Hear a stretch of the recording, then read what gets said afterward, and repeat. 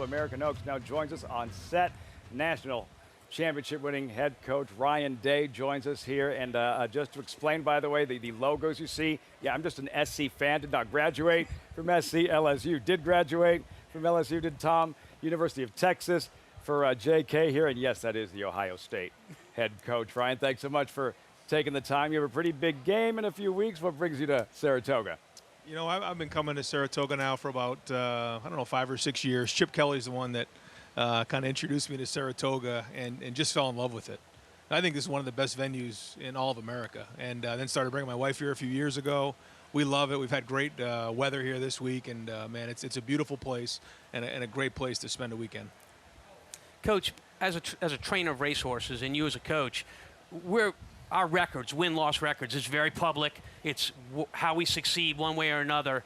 And for a trainer, when things aren't going right in the barn, you know, you have to be the motivator, not only to your staff, but to your athletes.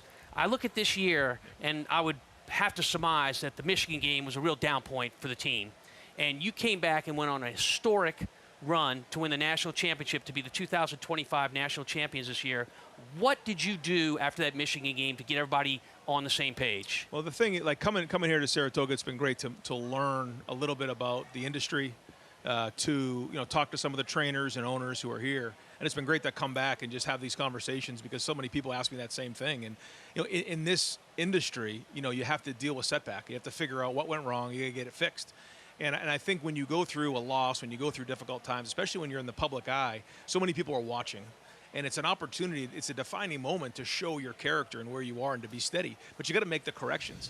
And I think horse racing is a lot like football in the fact that it takes everybody. All you see is the athletes on the field. All you see is the horse and the jockey out there on the racetrack. But it takes everybody from the beginning to the end to go through all that and making sure everybody's on the same page, making the corrections and being steady when things don't go well.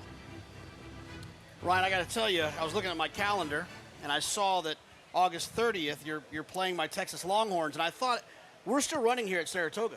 So if you and Jeremiah Smith would have come back, we'll love to have you here for the weekend. Just let the other guys handle the Texas Longhorns. What do you think about that? Any shot? No, that's not going to happen.